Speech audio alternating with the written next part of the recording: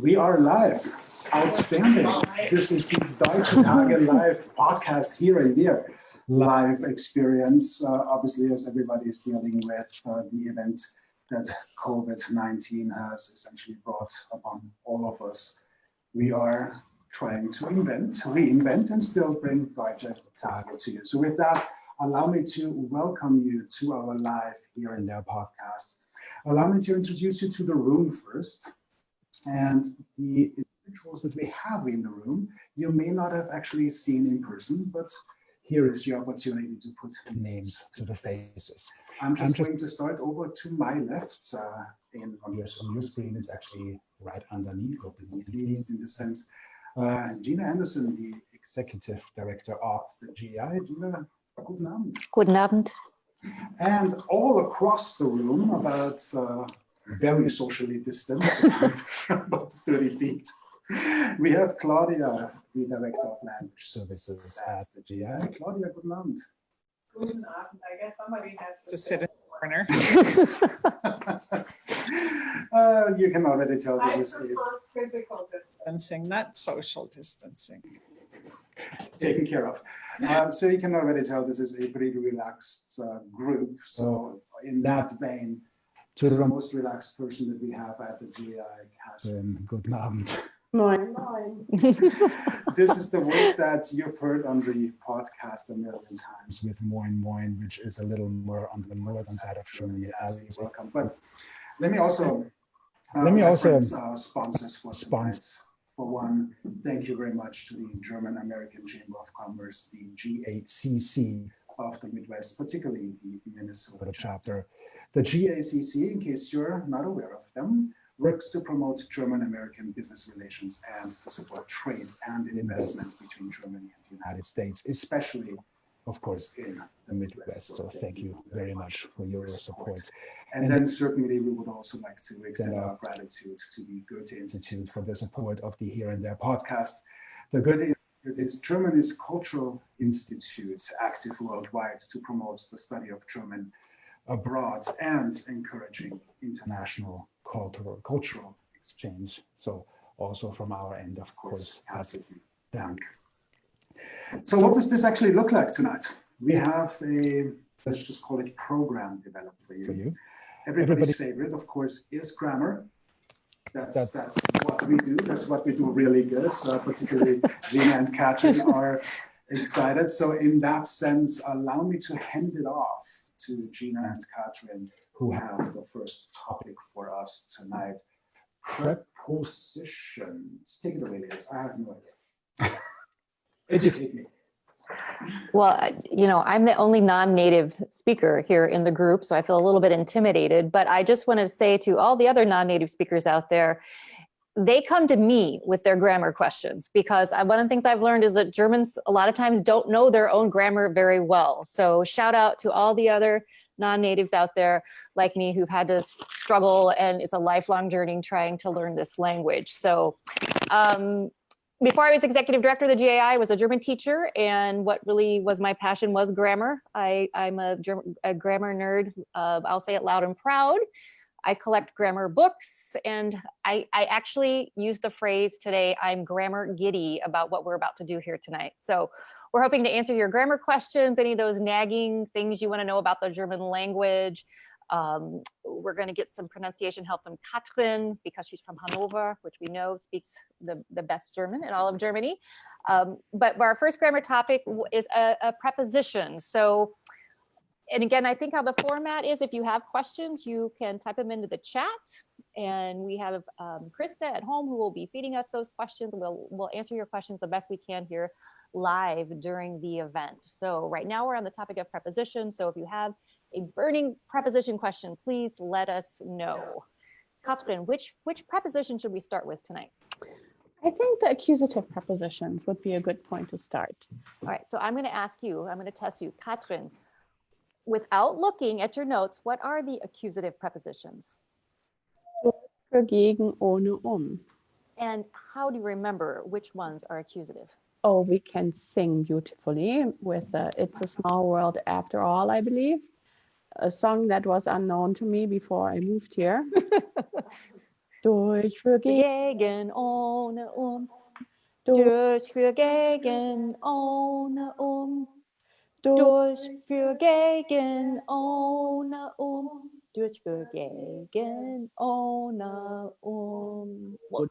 4. You have to understand, we're sitting in the same room. We're in the dining room, large dining room at the GAI, but through the Zoom situation, we can't really hear each other, and we're certainly not synced in our seats. So Apologies if that was really bad. it's also the only time you will ever hear me sing publicly, probably. I just wanted to say thanks for just putting the bar like 16 octaves higher for the rest of us teachers who are probably now expected to sing. Thanks.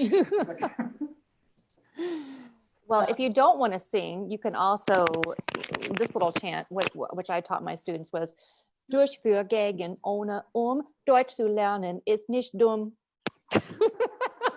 Okay, I know it's corny, but with that, you will never forget which prepositions are accusative. So, In case you didn't know, Jeana and I are the grammar nerds. yes, That sounded like a military cadence. it is. But what is it that's important about accusative? I always just think of 2 letters when I think of accusative, and I think of en, right? Because that's the only thing that changes from just the normal nominative case, and that en attaches itself to every masculine noun. So if you have an adjective or an article or anything that follows one of these accusative pronouns and it's masculine, you need to think add en. For example, Katrin, give us an example. See, I told you that Germans cannot do their own grammar. Der Mann geht in den Garten. So der Mann, masculine, but is our nominative case here. So it stays the same, says er, but then geht in den Garten. So Garten, accusative, and we have the en ending attaching itself to the article. Oder ich kaufe ein Geschenk für meinen Mann. Right? The en comes before the word Mann because für is an accusative, or is an accusative preposition. So just think en for masculine and accusative anytime it follows one of those prepositions, and you're all set. But what about, we were going through the meanings, and these are pretty easy words. They don't have hard definitions, but one that I know that is, we English speakers make a mistake we make a lot in misusing, and also German speakers make the mistake likewise, is with the word gegen, right? Because gegen actually translates as against. However, auf Deutsch, there are 2 examples we have. If you have, for example, allergies, you are allergic against something rather than to it. Am I right, Katrin? Absolutely. Can you give me an example of something and using that with allergisch or Allergien that you might be allergic to? Meine Allergien sind gegen Baumpollen und Staub zum Beispiel. Exactly. Meine Allergien, oder ich bin allergisch gegen. Gegen Staub allergisch.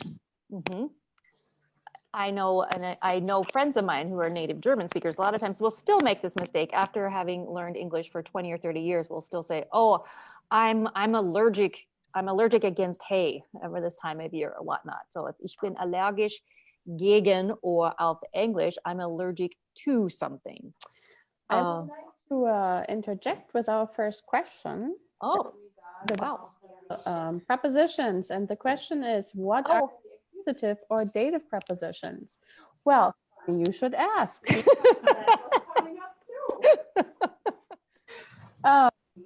Yes, the ones, the so-called Wechselpräpositionen, or as I like to call them in class, the nasty 9, although I was corrected the other day, it's the nifty 9 apparently. So we have in, an, auf, neben, hinter, über, unter, zwischen, and for. What do they all have to do with each other? They're all kind of, location wise. Jeana, what would you like to mention about these? Well, again, to keep it as simple as possible. So these are called the Wechselpräpositionen because you can use either the dative or accusative with them. which I know is just infuriating to us English speakers, because once you learn the accusative and then you learn the dative, and now you've got a whole group of ones that can go either way. So here's it is in a nutshell. This is so easy. Once I tell you, you'll never forget it. You use the accusative anytime you could use the word to with the preposition, right? So let's think about it. If you, for example, are trying to figure out, is this dative or accusative? I'm writing on the wall, right? Could you also say, I'm writing onto the wall? Yes, you can. Makes sense, right? I'm writing on the wall. I'm writing onto the wall, right? So you're changing the location in that sense. So if the word to makes sense in that sense, then you use the accusative. If it doesn't, then you use the dative. Am I right, Katrin? Absolutely. Claudia, can you? It's a shame that you're not still teaching here. I just wanted to remark upon this. If we ever need a sub for you on the podcast for grammar, you just absolutely volunteered yourself. Well, thank you. It feels good to. I felt a little rusty, but it's coming back. So another example, ich gehe ins Kino, right? You can say I'm going in the theater. I'm going into the theater, because to makes sense. So now we will keep it in the accusative. So that's a little trick. Think to accusative, and then you will never have to overthink that again. But I do know, again, with word usage, one that being a non-native speaker that I struggled with for years was the difference between auf und an, because in English we tend to just say on, right? And I would just really drive myself crazy about, well, is it on? And I think the definition, the separation, if I remember correctly, is auf is when something is on a flat surface, correct? You're placing it onto a horizontal surface. So this is auf den Tisch. Auf den Tisch, genau. But on, however, is something is going onto a vertical surface, right? So a hint there might be, if you think auf has an F in it, like flat, that might help. Auf and flat, on. So. Honestly, I think we should just scrap the rest of our plan for tonight and just let Jeana go on. I think we're 2 hours worth of grammar coming up. This is brilliant. Grammar. You did get another question, Jahnl, regarding grammar. So this is from Ron Okenfuss. How do you use plusquamperfect? Ron, are you trying to torture us? I know you. The short answer is you don't. Approved. Katrin, do you want to even try that one? Okay, so plusquamperfect, of course the name says it. Basically, plus is more, quam is than, and perfect is perfect. So it's more than the perfect. So basically, we're expressing something that happened before the thing we're talking about in the past. And actually, there it's not so different than in English. I went to the pharmacy, but before that, I had gone to the butcher. Let's say it's German, right? It has to be the butcher. Okay, so German would be the same thing. Before ich zur Apotheke ging, war ich zum Schlachter gegangen. Oder bin ich zum Schlachter gegangen? Plusquamperfect is not used particularly often. There are certain regions where it is used a lot, but generally you get by quite well without it, and you see it in writing. So you need to know what it is to be able to put it into context, but it is rare that you really have to use it, which is so consoling, isn't it? Katrin, can I just ask you on this, since you are the teacher du jour in this room right now, the plusquamperfect in the hierarchy of our classes here at the GI. When does the plusquamperfect actually come up? G 400, 500, 600. It's pretty upper deck, I would say. Okay, I'm terrible at matching grammar topics with the proper levels, but I think it's very much towards the end, maybe 5 or 6. Yeah. Okay. So it's probably really a B1 level. Because 500, 600 doesn't mean anything to anybody else. So a B1.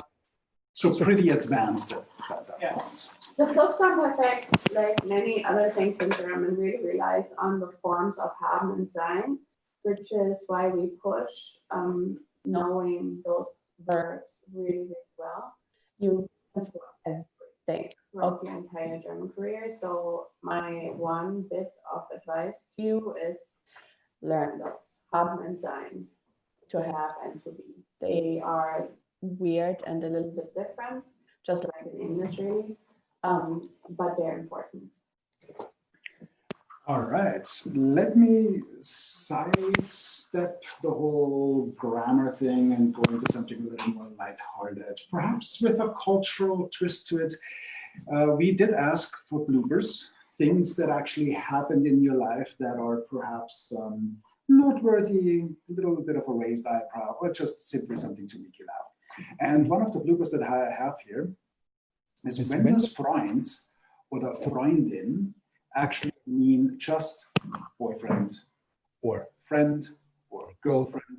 So it doesn't quite verbatimly translate between English and German. So boyfriend and Freund. There is a little bit of a mix in there that we may not easily compute.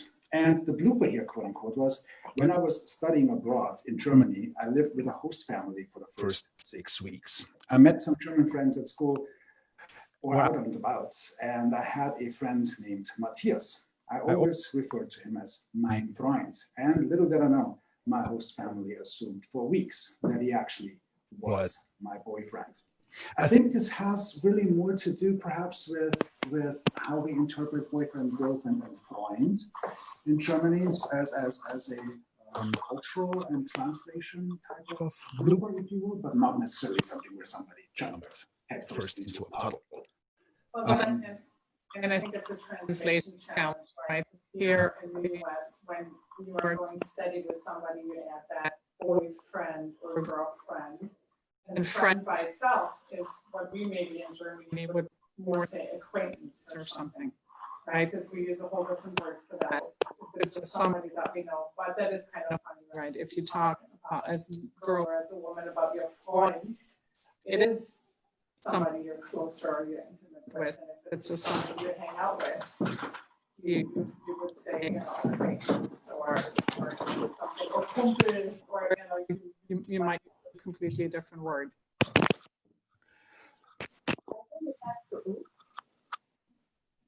I think it has to do with possessive pronouns very much as well.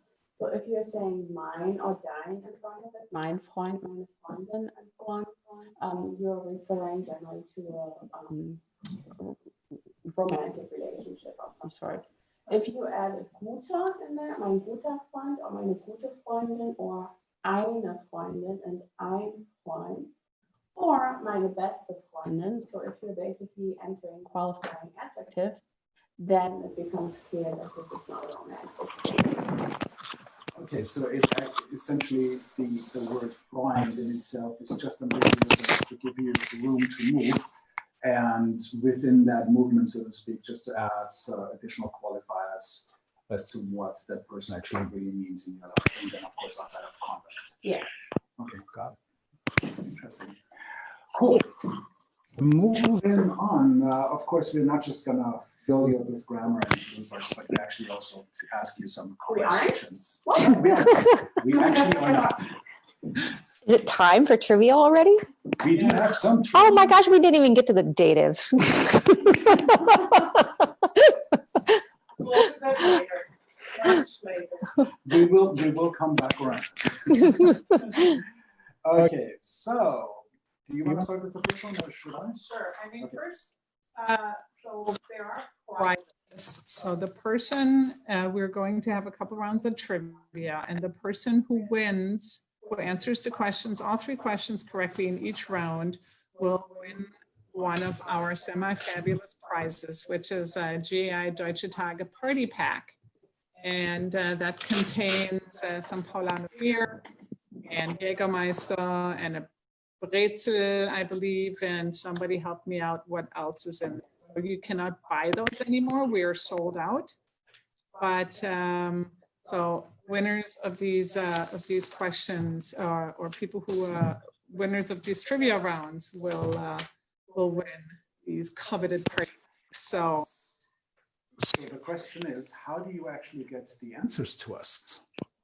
Well, you listen to the question and then feverishly type the answer into the comment box or chat function, if you will, in this live stream. And we have, I think, Aaron and Krista, who are sitting behind the scenes, our production team. I just certainly want to thank you for both of them for being here as well. They will capture your answers, and the first one, like Claudia said, to answer all three correctly is taking. Oh, perfect. Okay. We will definitely check our sound quality here as we go. So the first person to answer all three correctly is going to walk away. Well, get to pick up, I suppose, their prize package. Claudia, what's the first question? okay, so question number 1. Which German city is home to both Mercedes-Benz and Porsche? So again, which German city is home to both Mercedes-Benz and Porsche? Question number 2. What is the term for the states or the provinces in Switzerland? I repeat, what is the term for the states or provinces in Switzerland? And last question for this round. Which German industrial metal band hit the top of the charts in 1997 with their single Du hast? Which German industrial metal band hit the top of the charts in 1997 with their single Du hast? I'll repeat all three of them again real quick. Which German city is home to both Mercedes-Benz and Porsche? What is the term for the states or provinces in Switzerland? And which German industrial metal band hit the top of the charts in 1997 with their single Du hast? Good luck. Outstanding. I'm hoping that the keyboards are on fire. Behind the scenes is doing the answers. In case you're hearing a lot of chairs creaking, that's because we are sitting in a building that has furniture that is of appropriate age. And the unfortunate downside, of course, here is that you hear a little bit of background creaking. But nonetheless, if you just tuned in to join us here at Deutsche Tage Live, our first live experience, of course, welcome to the event. And we recycle essentially the same three topics. We have the bloopers, we have the grammar, and we have, of course, the opportunity for you to win prizes in our trivia section. But in order to make this event happen in the first place, we certainly would like to thank again the German-American Chamber of Commerce, the GACC of the Midwest, the Minnesota chapter in particular. The GACC works to promote the Germanic-American relationships in and support trade and investment between Germany and the United States, especially, of course, in the Midwest. So thank you very much for your support. And also, thank you to the Günther Institute for their support of the Here and There podcast, our first official supporter, actually, of the Here and There podcast. So thank you very much for coming on board. The Günther Institute is Germany's cultural institute active worldwide that promotes the study of German abroad and encourages international cultural exchange. So both, of course, herzlichen Dank. So back to, since we rudely cut you off before you got to everybody's favorite, which is creative. Do you want to connect to that, or do you want to move on and talk about the next? Well, chapter? I mean, we could talk prepositions all night, so I guess we should move on to the next topic. So, Katrin, what's up next? Next, we're talking about pronunciation and how to improve your pronunciation if you're coming from an American mother tongue background. So, of course, always a favorite. Umlaut. Oh my gosh, we love umlauts. Americans love umlauts. We'll put umlauts on letters that don't even take umlauts just because we think it's so cool. Am I right? I mean, who hasn't been in the grocery store sometime and seen some letter with, oh, I thought we had it.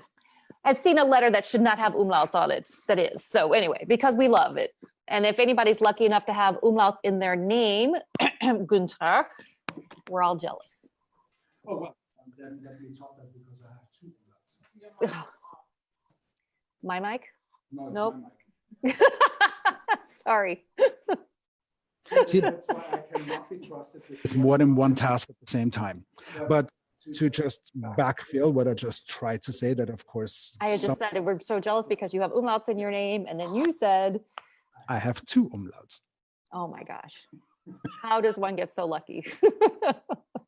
That's a good question.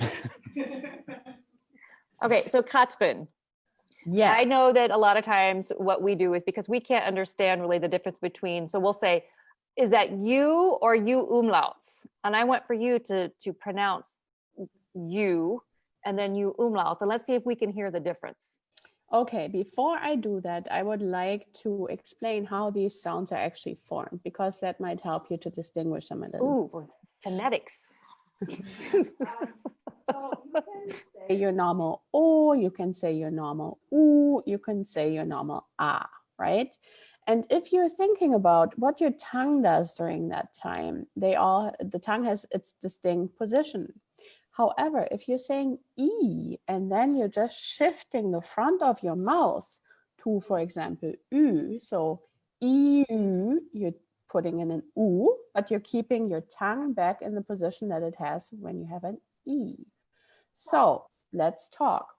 U, U, U. Ooh. What happens? Oh, putting your tongue in the E position where it is in the E. So U, U. And we all know the Saturday Night Live skit, right? That's the most easy I've ever seen from you. We have U and we have U. And I believe that is the hardest one for Americans to hear and to pronounce. Then we have the A and the E. Again, we're keeping our tongue in the E position. However, the front of our mouth pronounces the A. So we're going to E. A sound that is really not so different in English. We have that. However, in English, a lot of times we put a little E at the end, A, and we don't do that. We just do E and cut it off right there.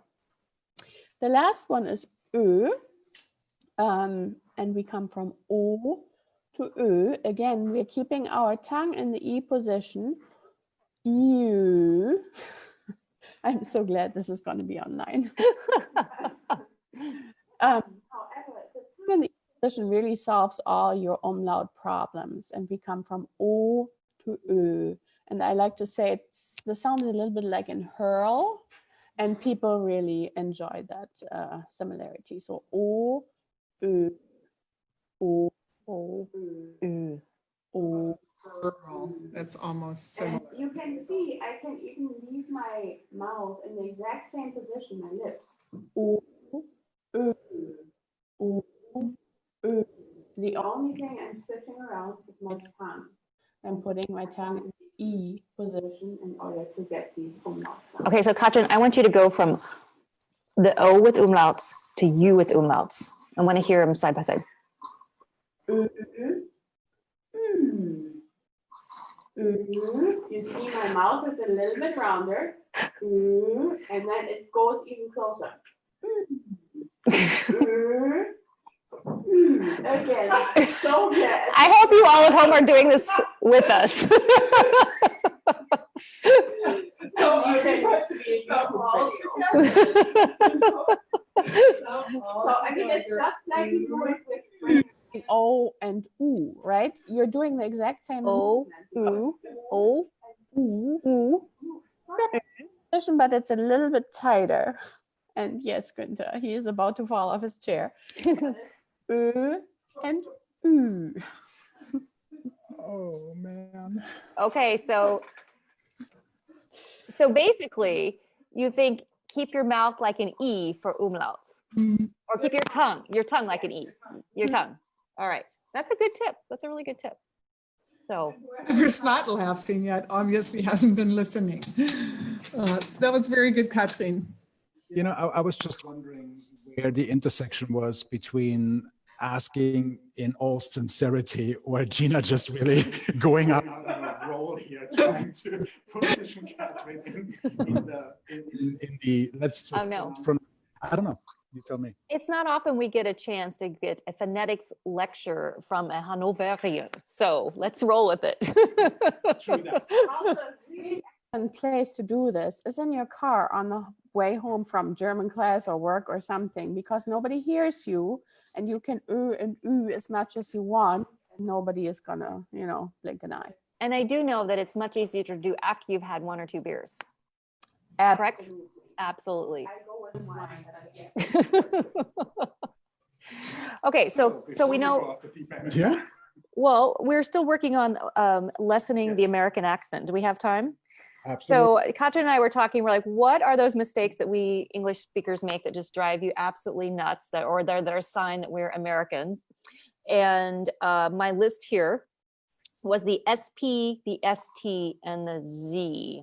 And Katrin, why don't you pronounce a word? Let's maybe start with SP, how a proper German would be pronouncing it. And then what does an American sound like sometimes when we're pronouncing words?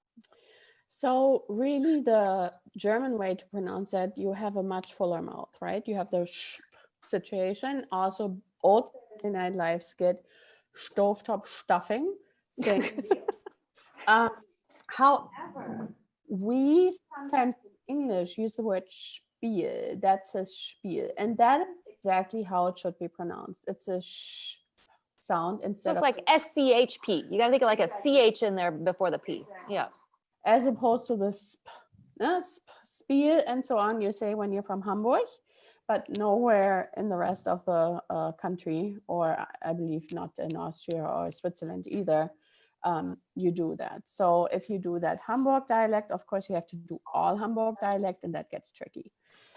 So Spiel, Sport, and the same with the ST. You have that full sound with it. Stop.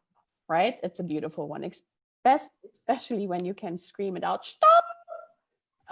The full really adds some oomph behind it, and you will feel also like a real German, you know, like taking no prisoners and so on.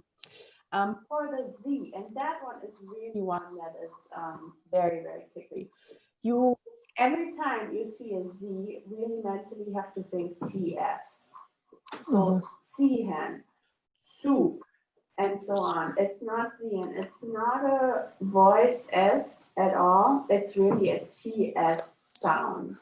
And I should do that way more in my classes too, and have people just read words that start with a Z. But, So if I say stop the Zug, I'm sounding very, very American, right? absolutely, Stop the yeah. Zug. Mhm. Stop den Zug. Oh.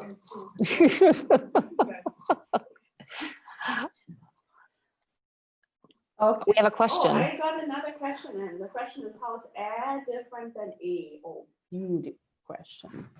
So A, you can kind of let it all hang out. Okay? You open your mouth pretty wide.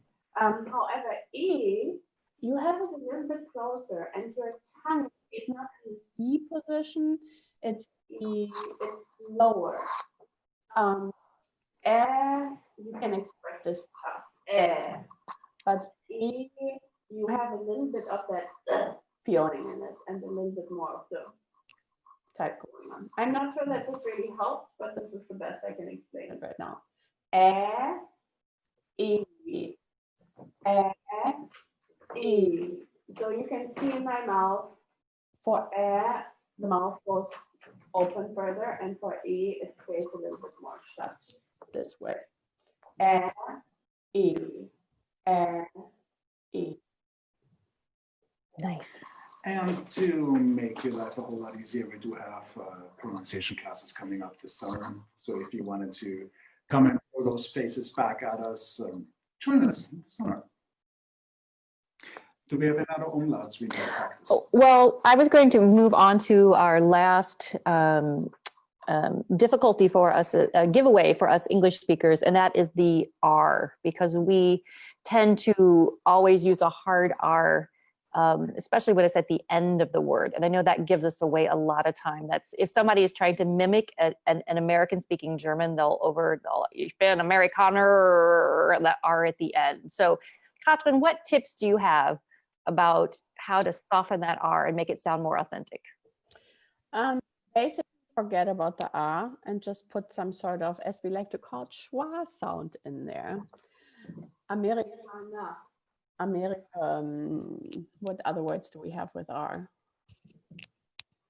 The end in ER. Donna. Donna, Mhm. right? So you really don't put the R in there, and certainly not this, tongue rolling R. You just stop before the word really comes to the end. So Donna, Mutter, super, and so on. It's almost a German pronounced A, so A, but really we call the schwa sound. Where I would just like to note that I told Katrin that yesterday. It's a schwa. So I'm taking credit for that one. yeah, I haven't talked about the schwa sound since I was in university. I don't know that I can even write it phonetically anymore. But yeah, so you really don't pronounce the R at the end of a word. I've often heard people say you swallow it somewhat, a little, the R at the end. Well, that's the key to lots of German pronunciation, right? If you don't know the adjective endings, you pretend you're Bavarian and you just swallow all endings. And I also would wonder, Katrin, we talked about the rolled R. Can you talk about how that's different in different dialects? And I mean, maybe Claudia can join in here too about when you have to get that and when is it more the front? It's the same dialects, right, that roll it more, whether it's the Bavarian or the Austrian, Southern German, versus that back in the throat guttural R, the versus the Yep. Right, it tends to be more, the rolled R tends to be more in the South. But in the North, nobody really rolls their R's at all, right? Very quick and done with it, just like the Northerners. Risiko. You don't say risiko. There's some famous TV people, Carolina Reiser, whatever her name was, that were famous for really rolling their R's. But don't think you have to do that. This is also not like a Spanish R. It's just very quick. Rate mal. You can barely hear it. Is it different with Austrian dialect? Let's hear some R's from you. It's pretty similar to the Bavarian. I would just say, for instance, the word that came to mind was Rechtsanwalt. So that's a little bit harsher of an R on the front end. The word richtig, rechts as the direction to go right, rechts. So particularly when a word starts with an R, perhaps we have a little more of a push on the R sound. But when it's at the end of the word, particularly, we kind of slide right over top of it.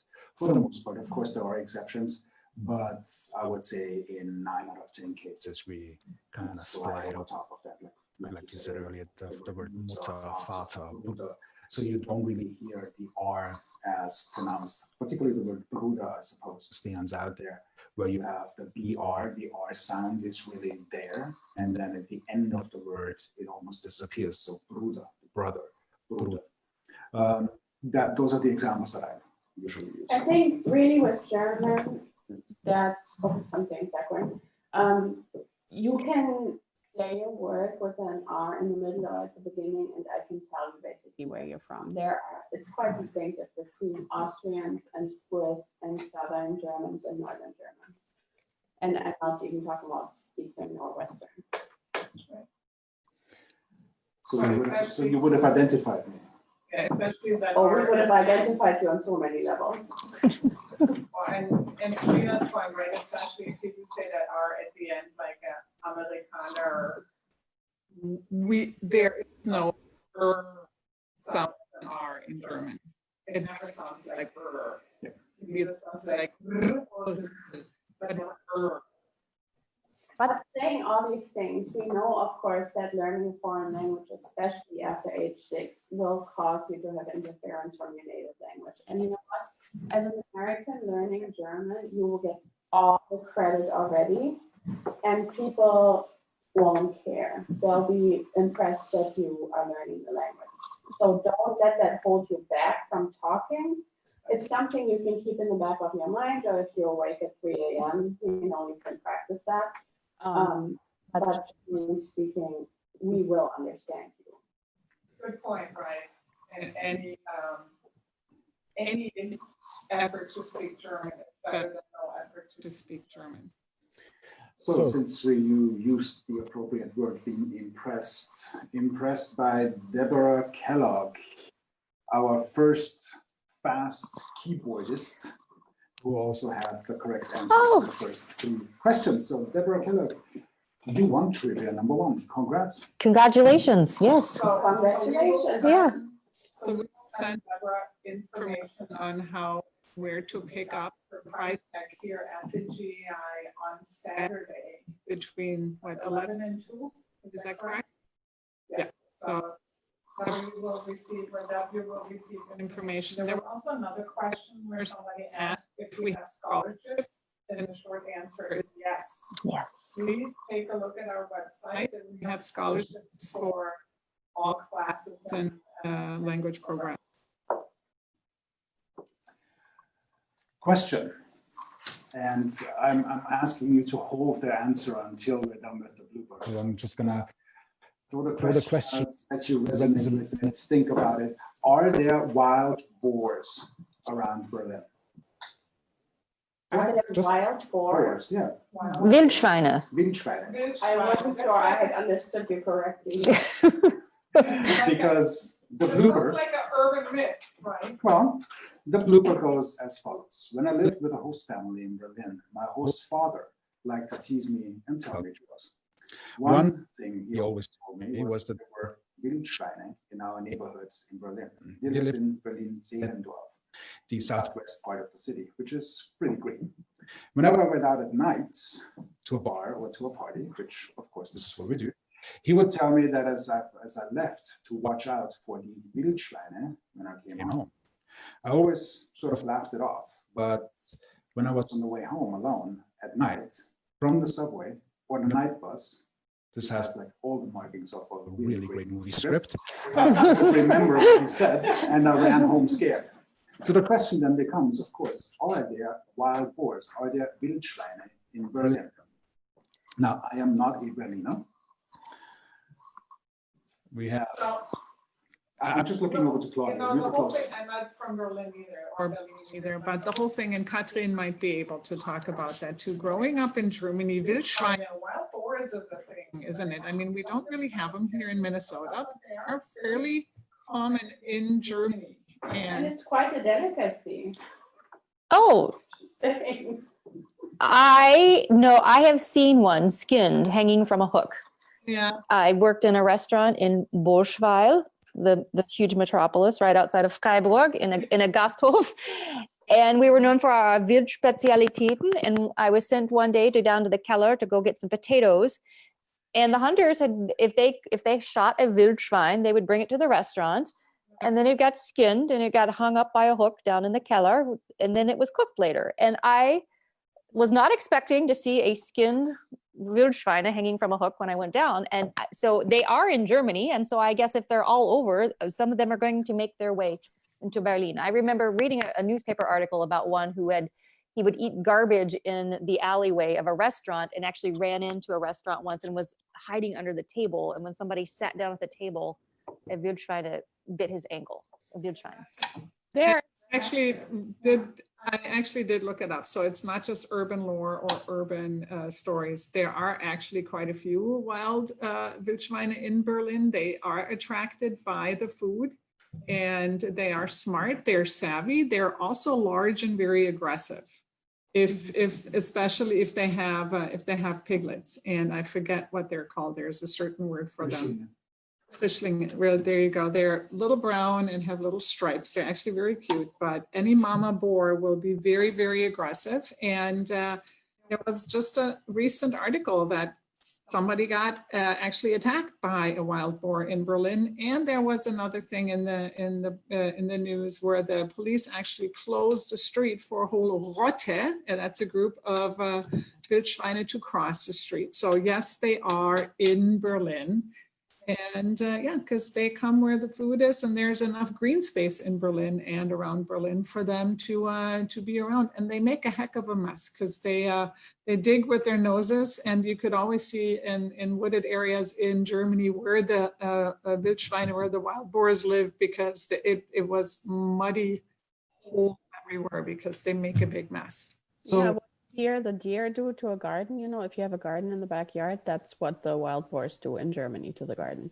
Yeah, so to the person who sent in said blooper, you were right to be afraid, very, very afraid. I didn't tell you that in the club meeting. All right, let's go back to. We have a quick question from somebody who Nancy is asking, since we have all this talk about grammar, which classes are recommended for fine-tuning grammar? So funny, you should ask Nancy. If you take a look at our summer schedule, we are actually offering classes for different levels of your German knowledge or experience in grammar. So for those grammar nerds unite, right? Or people who just want to practice their grammar or have a little bit more grammar, take a look at our summer schedule for adults. We have grammar classes for you. If you have any questions about which level you should attend, just feel free to send us an email or to find out. And all that information can be found on our website. Okay. Website, classes, grammar, really trying. I know, we're all over the place, aren't we? Yes. And let's just give some stuff away. But in order to do that, you have to answer questions, same procedure, if you will, as before. We ask the questions, you just type as quick as you can, put your answers into the cast, and our production staff, Krista and Erin in the background, will collect your answers, and the first person to get all the answers correct will take on the next prize. Claudia, what do you have? Again, we are offering a fabulous prize pack for our Thai party, which consists of beer or non-alcoholic beverage, game subjects, and all German stuff. So, be ready. Here's round number 2. What German chocolate brand makes all its products in square shape bars? Square shape bars. What German chocolate brand makes all its products in square shaped bars? So let me throw a little hint in. You can actually get them locally at Kowalski's, close to the checkout section usually. Yep. And question number 2. What was the common name for the Federal Republic of Germany between 1949 and 1990? What was the common name for the Federal Republic of Germany between 1949 and 1990? Are we expecting this answer in German or in English? Or either way? English is Either way. fine. Okay. Any other way that we understand. Now, It's hard to hear you a little bit, but. yeah. Swahili. What German hair band of the 80s and 90s gained world fame with the song Winds of Change? And what German hair band of the 80s and 90s gained world fame with the song Winds of Change? Yeah, don't get stuck on that answer. It's actually pretty simple. Yeah, so real quick, all 3. Which German chocolate brand makes all its products in square shaped bars?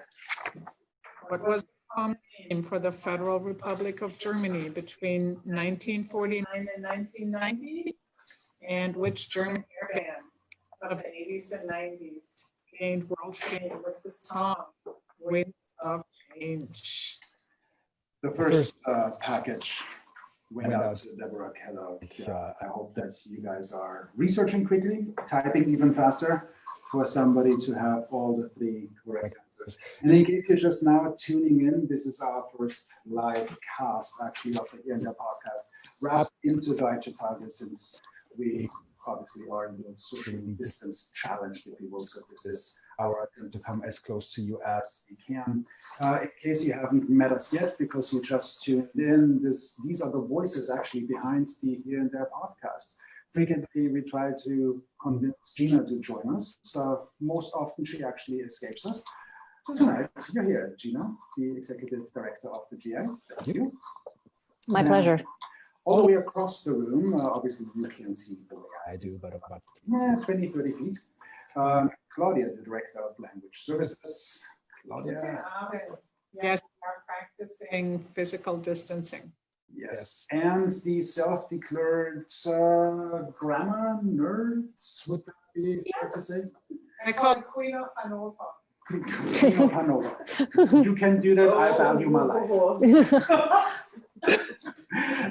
The grammar Queen of Hanover, the woman that you commonly hear when it's about grammar on the Here There podcast, Katrin. Thanks. But of course, in Hanover, we're all grammar queens and And you've heard my voice time and again. This is Günther for Michael, depending on which language you choose. I seem to have a switch there internally. If I'm speaking German, I go by Günther, which has an and if I speak English, I go by Michael, which is kind of the way I just want to say I think that's really lame. You have the umlauts. Günther is such a really cool name. I don't know why you're letting us off too easy. So we took a poll in the office and we all agreed you should stick with Günther. yes, absolutely. You're wasting your umlauts. Also, not letting your students properly practice that, because every time they talk to you, they could practice. Exactly. It's not just the umlaut, it's the U and the TH right behind it, right? So it's a very difficult sound. It is. You've got it all going on. Yep. In so many ways. How do I actually continue from there other than saying thank you to the German-American Chamber of Commerce, the GACC, once again, for helping us during Deutsche Tage. The GACC of particularly the Minnesota chapter, of course, which is close to us. And the GACC, in case you're unaware, works with to promote essentially the German-American business relationship and to support trade and investment between Germany and the United States, of course, specifically in the Midwest. Thanks for your support, guys. And I want to certainly welcome on board here, particularly as it relates to the Here and There podcast, the Goethe Institute. The Goethe Institute is Germany's cultural institute, active worldwide, to promote the study of German abroad and to encourage international cultural exchange. So welcome on board, and of course, thank you so much for supporting us. Before we go back into the third and quasi-final round of grammar, which means that Claudia and I just put ourselves on mute, leave the building, come back in half an hour. There you go. I think I have a Jägermeister next door. That's right. That's a Jägermeister. I do want to say that somebody was really fast. We have a winner? Round two, yes. Already? Round two, trivia round two in a just straight knockout punch. Julie Martiniaco. Congratulations. That was super quick. Wow, I guess the questions are too easy. In case you were wondering, the correct answers are Rittersport. Of course. It's the square chocolate. Really good, by the way. Second answer, West Germany. And the third answer, the Scorpions. Did we ever get the answers for the first round? Nope, but take it away. It's our first time live. So the first round was which German city is home to Mercedes and Porsche, and of course it's my close town, Stuttgart. What is the term for the states or provinces in Switzerland? And they're called cantone or cantons in English.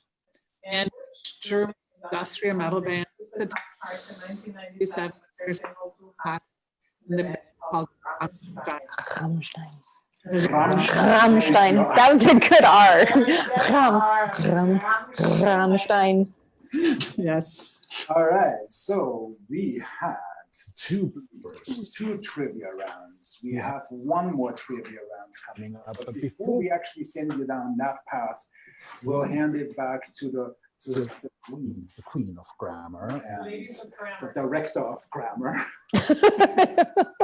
What's grammar stack number 3? Our third topic is word usage. So we want to get into questions of correct usage of words. What are some of the ones that we struggle with as English speakers? And I'd like to start off with one of our questions that was sent to us in advance. And it's concerning words like Brille and Hose. All right, so Brille we know are glasses, right? Like your glasses, you know, a pair of glasses is what we say here. And when we, in English, we would say my glasses are broken, right? So we use a plural verb with the word glasses. Even though it's only one pair, you could say this pair of glasses is broken, or we'd say my glasses are broken. Aber auf Deutsch es ist eine Brille, right? This is one thing, so it's singular, so you would use a singular verb with it. So meine Brille ist kaputt, right, Katrin? Absolutely. And Other way around, right? yes. It doesn't make sense that glasses is plural. Right. And, but, you know, I've seen how this concept has carried over in a little bit into the English language. Like when my husband, who's from Wisconsin and where the English is definitely been influenced by German, he'll say things like, oh, I need a glasses. And that drives me nuts.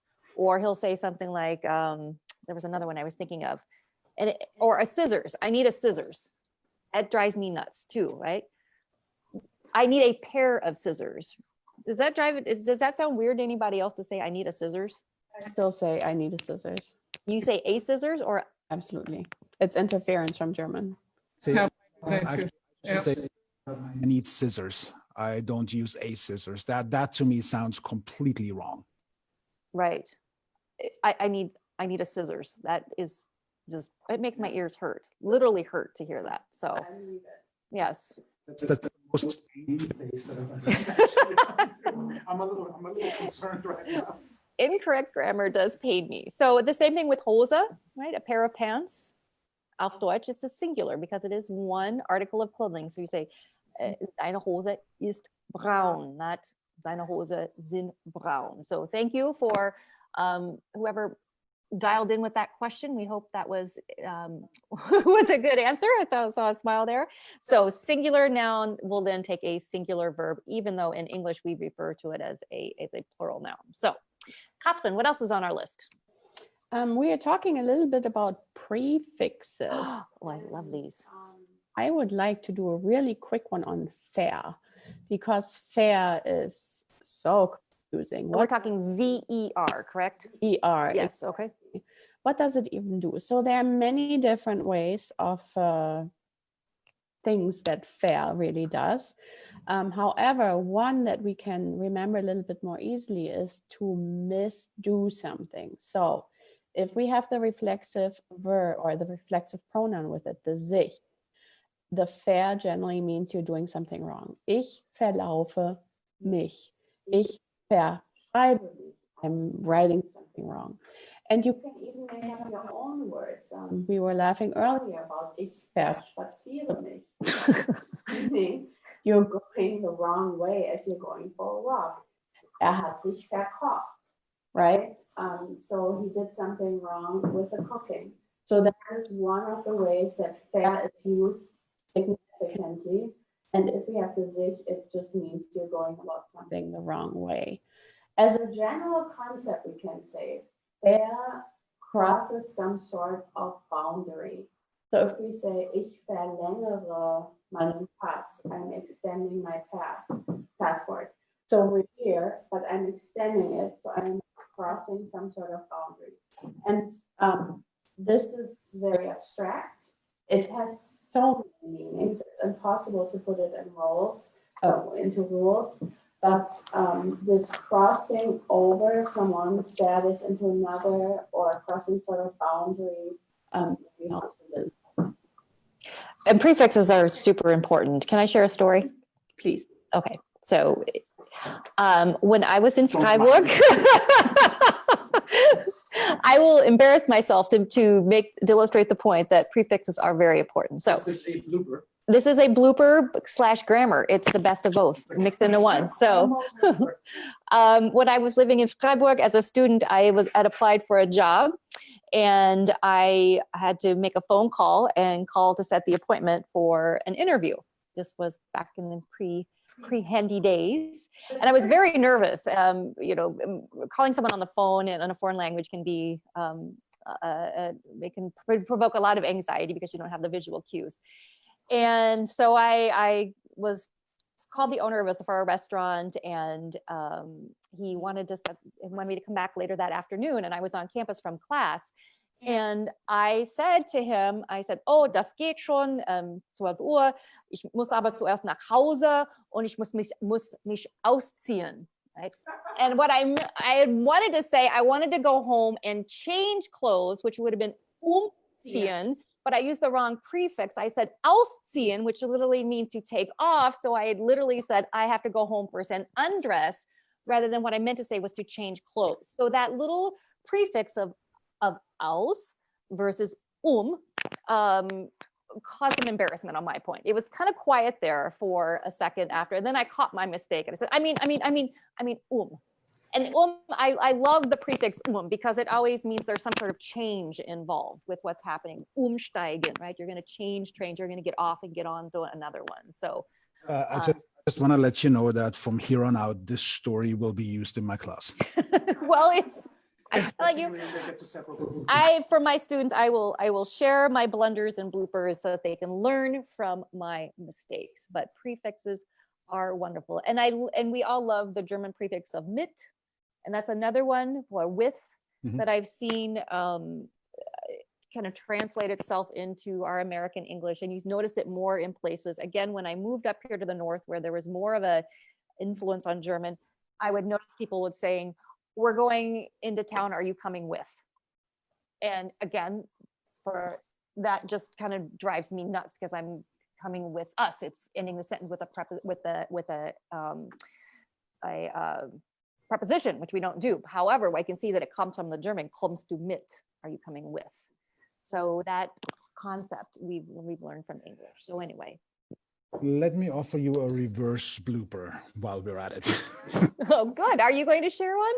Yes. Hello, here I am. Let me throw myself under. Yes. When I moved to the US, my first gas station experience in Southern Ohio, just getting done with a show that I hosted. Rolled to the gas station, the lights already on, so I would have made it probably another 150 yards. And I stood at the gas pump for, I'd say, at least 5 to 6 minutes, trying to figure out how this works. Because where I'm from, we don't have the little latch that you take the handle thing, the dispenser off, and then you still have to lift the latch to actually get the gas to flow. We don't do that where we're from. I mean, do you have that in Germany? No. No. Good point. Never thought about that. I stood there literally 5 minutes in front of this pump trying to figure out how, maybe there's a magic word. Maybe it's sesame or something, I don't know. But it certainly did not dispense until finally a good Samaritan came by. I guess I'm rather Austrian. So, what you trying to do?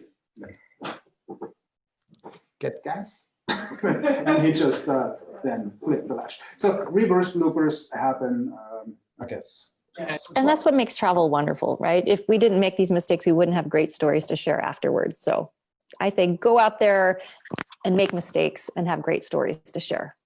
Yes. Come back. We'll love to hear them. Yep. Katrin, what else do we have on our list? Can you do konnte versus könnte? Because I know that one is, that is just a biggie for us. Yeah, and there's a kind of confusion. Konnte is the simple past of können, right? Yeah, konnte, das war for example.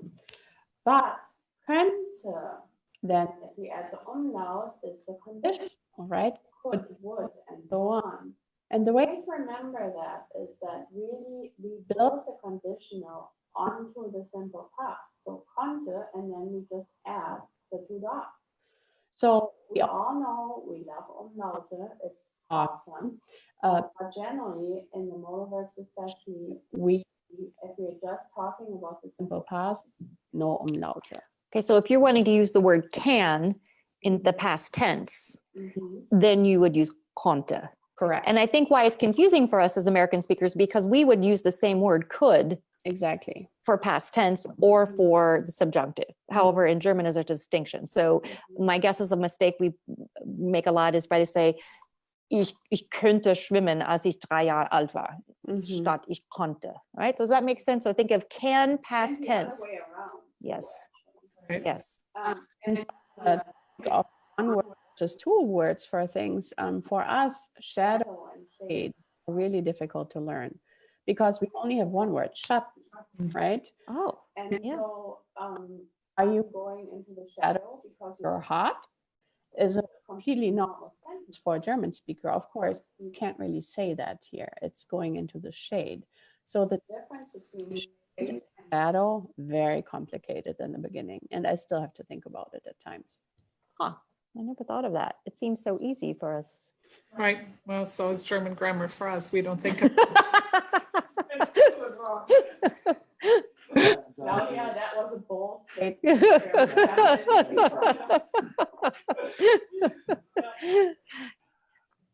Ready to give some more stuff away? Is it that time? Is it that time already? It is because we bake bloopers into our grammar, which But we didn't even get to great German words. Will there be time for that That's at the next. end? Oh, yeah, Okay, well, there's time. that's Okay, we can create German words while okay. trying And to. I would like to just challenge the people that are listening out there. Send us, what are some of your favorite German words? Those words, either you just love the word the way it sounds and rolls off the tongue, or if it's a word in German that we don't have in English, we'd love to add to our collection. So chime in with them. I always have to think of Fahrvergnügen, right? I mean, Oh, I love that one. Yeah. we had that commercial and everybody said, what's that Fünfenknumpfen? We're like, "Oh, Fahrvergnügen," right? But okay, ready for round 3 of trivia. And winner gets a Deutsche Tage party kit, which consists of Paulaner beer, Brezel, Jägermeister, and a couple of other. And a hand-sewn German face mask. These are beautiful. I just want to do a shout out to the people who made these masks because unfortunately all the kits are gone because people wanted a mad rush to get one of these masks. But we say we slaughtered our old dirndls and made just incredibly beautiful with high quality masks that you're going to be lucky that you get a box that has a mask because everybody wants one. Your story is sitting here with a very common off-the-shelf kind of little thingy. I waited in line outside in the rain. It was negative 17 degrees in front of the GI for my mask, and I was denied. You got rid of it. There you go. Yeah. I mean, that's great upcycling, isn't it, to make that. So yeah, so these kits are no longer available for purchase. And so this is our 3rd round of trivia. Good luck. What is the brand name of the famous gummy bears or gold bears? And what is the brand name of the famous gummy bears or gold bears? It's a little geography. Name 3 of the 9 countries bordering Germany. Name 3 of the 9 countries bordering Germany. And last but not least, which German-speaking artist famously rocked Amadeus? Which German-speaking artist famously rocked Amadeus? I'm happy that this is a German speaking because when I read the question the first time around, I almost objected. Then I actually read it all the way. It's like, okay, get a pass on that. Yes. So all questions. What is the brand name of the famous gummy bears or gold bears? Name 3 of the 9 countries bordering Germany. And which German-speaking artist famously rocked Amadeus? So the way this is going to go, once again, is key your answers underneath the broadcast here in Facebook, and our direction team, or directors team rather, will capture whoever came up with the 3 correct answers the quickest, and you are then going to collect your prize package. We will have one more trivia, but for now, we actually do have, as requested by Jeana, the great German words. Yes. These are, again, these are just can be words that don't quite translate or they have zero translation, something that you can only find in German. And I learned a new one last night from Katrin as we were prepping for this, which is, what was it? Handschuh Schneeballwerfer. Katrin. Tell- I mean, it translates literally as glove snowball thrower. Yes. Those people that are very hard to warm, people that take warm showers, they're just not tough enough. You know, they're not tough enough to throw the snowball with their bare hand, but they're Handschuh-Schneeballwerfer. So kind of like a wimp. Yes. Both Handschuh, Schneeballwerfer, Warmduscher are not compliments. So taking a warm shower, not a compliment. Handschuh, Schneeballwerfer, not a compliment. It's kind of an underhanded compliment, right? But How else would you throw a snowball? bare hands, you smush it together and you throw it. You have a lot more accuracy. Yeah, I'm not tough enough. Did you have never heard this term before? No, actually, I have not. Really? See, you learned something I too. have not heard either term. I mean, obviously, when I read them, Handschuh, Schneeballwerfer, it makes sense because way compound noun as well as Warmduscher. They're great words that make sense to me, but I wouldn't necessarily know how to use them in context. Nice. So, the next one, Drei Käsehoch. Can I just say, Oh, sorry, go ahead. my favorite German word is verschlimmbessern. From the audience. You know, so this is a word where verbessern is something where you improve something, but you can add that word schlimm in there, and it's called verschlimmbessern, which is if you're trying to make it better, but you're actually making it worse. Ooh, I like that one. Great word, verschlimmbessern. We have some from the audience, correct? I should have guessed that this is going to happen. Okay, so several terms that were submitted by yours truly. Thank you very much. Actually, not by me, but by really you. So thank you very much for actually picking up the action here. So the first one coming from the audience is Seifenblasenspiel. Seifenblasenspiel. Seifenblasen was? Spiel. Seifenblasenspiel. So playing with soap bubbles. In what reference would we use that? I've never heard the word Spiel used in conjunction with Seifenblasen. I would just say Seifenblasen. Yeah, I've known it as a kid. You could actually buy the little containers with sort of plastic inserts that you could pull out and then make your own soap bubbles. So truly, that is how I would identify a Seifenblasenspiel. And the ones in Germany, Katrin, I don't know if you remember, they were blue with the red tops, yes. Right? I was just gonna cover that. And then they had a little game on the top where you had to get the little balls into the proper hole. Yeah. So with the Spiel on there, does that become like if it's something is super easy, it's a Seifenblasenspiel? Possibly, yep. Whoever wrote that one, can you tell us? Can you explain it to us what it means? Because our native speakers here do not know.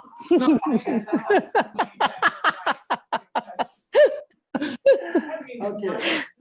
The next one we have 1, 2, 3 more. Whoa, the last one is a bomber. Second one, Düsenjäger. Der Düsenjäger. Yeah. Oh, from Nancy. Hi, Nancy. Nancy. Hi, Nancy. Hi, Nancy. Düsenjäger. The Düsenjäger. I think. Didn't the Düsenjäger surface in Nena's 99 Luftballon? Düsenflieger. Düsenflieger. Yep. Yeah. Oh, here's one that every German, Austrian, Swiss, and everybody else absolutely dreads unless you are from Bavaria. Any guesses? Weisswurst. No, too easy. I lovingly refer to them as tree rats. Free. Eichhörnchen. Hochkatzelschwarf. What? Die Eichkatzelschweif. Oh, okay. So the way it's written here literally pronounces as Hochkatzelschweif. I am not Bavarian. Bless you.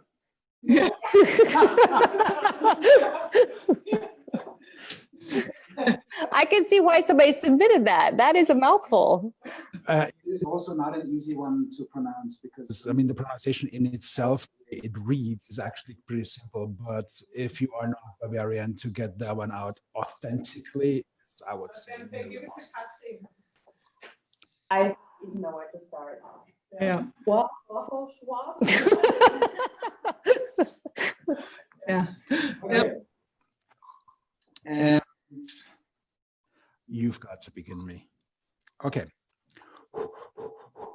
Röntgenstrahlendurchschnittsmessapparat. Wow. Röntgenstrahlendurchschnittsmessapparat. Okay. Röntgenstrahlen-Schmidt. Röntgenstrahlendurchschnitt. So, Röntgenstrahlendurchschnittsmessapparat. Okay, that's a very technical term, right? It is the way I interpret this. An X-ray average Measuring measuring device. Yeah. Okay, Very technical. I like it. very technical. Yeah. Whoever- I'm going to throw in a very non-technical one that I like. And it's on our list. Kabelsalat. Ever since I learned this word, I love it. How did So- you get the easy one? Well, we need to mix it up here a little bit. So I don't know if you ever at home know what a kabelsalat is, but when you have like that whole mess of wires and cables underneath your computer desk and it's just a big mess, auf Deutsch ist das ein Kabelsalat. So I love that word. I just think we need something besides just saying it's a tangled mess. It's a mess of wires, yeah. we Of said. wires. Yes, salat. It's a little bit. Yeah. It's endearing. We do have about 13 minutes worth of broadcast time left. If you do have a couple more interesting words that break everybody's tongues, so to speak, just throw that at us, please. Or if you have questions, grammar questions, our two ladies are still way too energetic, so there's some grammar energy to be burned off. In the meantime, congratulations to Anya Lasky. She won trivia number 3. So Anya, congrats. Very well done. We will have one more trivia coming. Let me actually provide the answers. Yes, go ahead. Yeah, congratulations. Yeah, again, you can pick up your Deutsche Tage party kit here at the GA on Saturday between 11 and 2. We will respond to you via Facebook message, right, to provide more information. So the first question was, what is the brand name of the famous gummy bears or gold bears? And the brand is Haribo. Name 3 of the 9 countries bordering Germany. Want to hear all 9? Denmark, Netherlands or Holland, Belgium, Luxembourg, France, Switzerland, Austria, Czech Republic, and Poland. And which German-speaking artist famously rocked Amadeus? We all remember Amadeus, and that was Psycho. And the reason he said German-speaking is because he was Austrian. So he is a German speaker, but he is not a German native. So, do we have any other questions? Looking across the room to Erin. Any other Not words? yet. Okay. Someone likes the word Hosenträger. Hosenträger. Hosenträger and suspenders. Yes. Yes. Okay. My husband really likes Dunstabzugshaube. Dunstabzugshaube. With his rain hood. You know what a lot of people like is the word Schmetterling. Oh, Schmetterling is a nice word. But Yes. Schmetterling. Katrin, you mentioned yesterday drei Käse hoch. Yes. Can you explain what that means? Yes, that is another word for Steppe. Should be also a slang term. So you have 3 loaves of cheese stacked on top of each other, and that's how tall this little boy is. A drei Käse hoch. It's usually used for boys, isn't it? It is. Just like an endearing term to talk about a little boy, like he's just a little munchkin. He's drei Käse. Oh, that's cute. I like that. Yeah. Yep. So I want to share a story about a word that wasn't really a word, but maybe we can make it a word. When I was teaching high school, I believe I was a freshman in high school, had his dictionary out and he was writing an essay and he came up to me and he said, Frau Smith, is the word traffic jam Verkehrsmarmelade? Sure. So let's I can't argue with the logic. Okay. Okay, he looked up the word traffic and he looked up the word jam, marmalade, and put it together. And ever since then, I just think it's kind of a lovely. That's great. I like Isn't that great? than Stau. Stau. But here's the thing, for all you German learners out there, I think one of the things we usually get upset by, and particularly when we're within, is the traffic jam. So if you can just, next time you sit in a traffic jam, think about traffic Marmelade, Verkehrsmarmelade. I think being upset is no longer an option. No, it makes perfect sense, right? Because German is normally the word of the language of compound words, right? Yes. Just put a whole bunch of different words together and it makes a new word. I guess it doesn't work the other way around. No, not always. Great thought. Great thought. I like, now I will think about it as Verkehrsmarmelade. We are down to about 10 minutes. Let's run trivia number 4 real quick. Okay. Do you, I can grab it if you like, or? If you want to go Okay, ahead. good. I'll do trivia number 4, then we'll fill in a couple more moments of more content and funny words and so forth, which is your time to dig up the answers for trivia number 4. So trivia number 4, question number 1. What is the English translation for Schäferhund? What is the English translation for Schäferhund? Next question.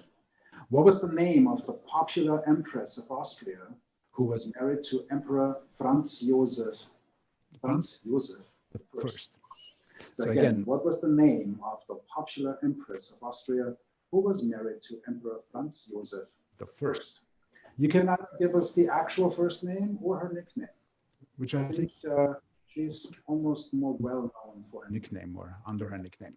And the last one is a music question again. Which German singer got us all up and dancing in 1999 with Mambo, number 5? Again, the artist that bestowed upon us the wonderful, deeply meaningful tune, Mambo, number 5. So the race is on. Get your answers into the chat box, please. We have our production team pick up your answers. The first person who got the answers correct, all 3 of them, is taking home the next prize. Do we have any other funny words? I would like to share my Schäferhund story, which was certainly one of my highlights as a catering director, when I received an email from somebody that asked me where in the Twin Cities the best Schäferhunde were to be purchased. And I'm not sure. Apparently the fact that I was German made me an expert, but I had no idea. And you didn't know that. That's not very good content. Pardon me? You didn't know how to where the Schäferhund? Yep, I did not. I still don't. Have we had any more submissions of favorite German words? Yes, Handschuh, Schneeballwerfer, and Palatschinken.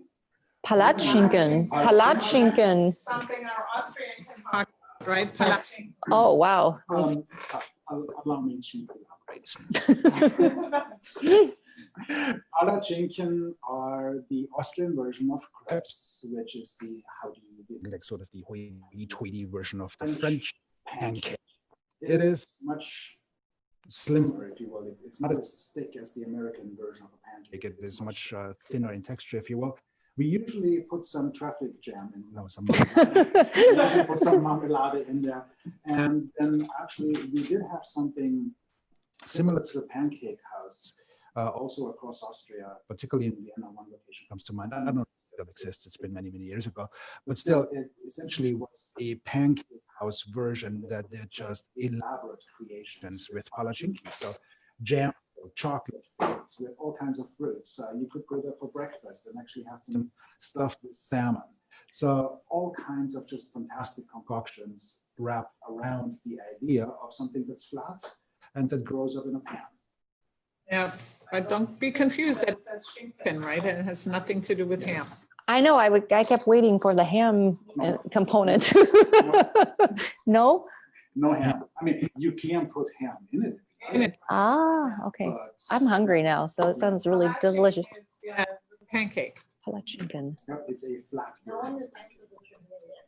Pardon? No one's answered the trivia No yet? one's answered the trivia. Is anybody still watching? I don't hear watching. We do it. 15 people, woo! All right, all you 15 out there. While we're still here, I would like to throw out a hi to our viewers From Rhode Island. Hi, you too. Answer the question. Former board member. So let me run the questions by you one more time. What is the English translation for the German dog called Schäferhund? What was the name of the popular Empress of Austria who was married to Emperor Franz Joseph I? Either the full name or her nickname is just fine. And then which German singer got us all up and dancing in 1999 with Mambo No. 5? We have a couple more minutes, to be exact, about 4 minutes in that neighborhood for you to turn in your answers. But in the meantime, I definitely want to one more time thank the German-American Chamber of Commerce, the GACC of the Midwest, particularly, of course, the Minnesota chapter. And the GACC works to promote the German-American business relations and to support trade and investment between Germany and the United States, especially, of course, in the Midwest. So thank you guys very much for your support. Oh, nice. And then, as we are essentially having the first live version, broadcast version of Here There podcast, we certainly want to welcome on board our supporter, the Goethe Institute. The Goethe Institute is Germany's cultural institute, active worldwide to promote the of German abroad and to encourage international cultural exchange. So for both parties, of course, herzlichen Dank. Thank you so much for supporting us in Deutsche Tage Live and, of course, also with the podcast. Now, in the meantime, answers are coming in. Erin, just raise your hand. Do we have a Double winner? check it with Christine. Yep, Christine Berger. Ah, Christine. Christine. Our call. Christine Berger. Rhode Island.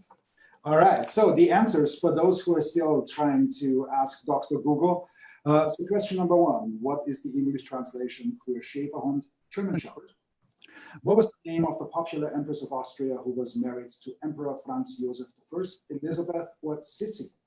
Numerous movies have been made. Romy Schneider actually played Sissi and I think became world famous for that. And then the last question was, which German singer got us all up and dancing in 1999 with Mambo No. 5? And that song still rings in my head because that was just before I left to come to the US, and it was constantly requested during that time. You guys drove me nuts. It was Lou Bega. So again, Christine Berger, congrats to Rhode Island. Well And done. isn't Christina's husband from Austria?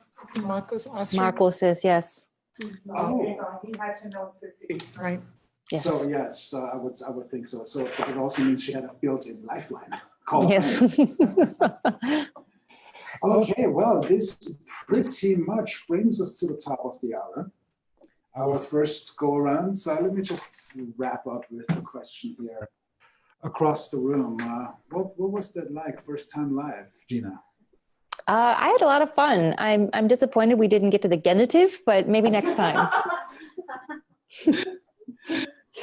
I had so many questions for Katrin. Claudia, what do you think? First time live experience? I don't know how many podcasts have we done upstairs, and we've always relied on your ability to cut us out. So fingers crossed. Yeah, there is when you're alive, there is no hiding. All the flaws are exposed. Yeah. Katrin? Well, I can say this is the most people I've been in the same room with in about 3 months. And that was quite tense, although there's a lot of social distancing going on here. Yes. And yeah, I had fun. It was a little nerve-wracking, but I had fun. It was good. I'd like to give a thank out to the behind the scenes production people, to Aaron and Krista. Thank you both. Communication. Yes. Yeah. Yes. Yeah, the two helping hands that you couldn't see because they were not logged in. So yeah, absolutely. Thank you. So that pretty much wraps episode or our first attempt in actually coming to you live. I'm guessing the way that this went, we might have a repetition because Jeana has to just ask about the genitive. Otherwise, we can't Right. rest. It has to happen. Yeah, I'd like for the rest of the German nerds unite with me and let's get some answers to the genitive. So we'll see how this goes, of course, as the Goethe Institute is now supporting officially here and there. So again, Thank you very much. We will expand a little bit in our podcast. Hopefully also get the audio quality under control as we do future podcasts. And with that, I think we are signing off for tonight. Again, thank you so much for joining us in Deutsche Tage Live. Jeana, thank you so much for being here. Auf Wiedersehen. Claudia, thank you. Tschüss. Tschüss. Katrin. Tschüss. Cheers. And this is Günther. Signing.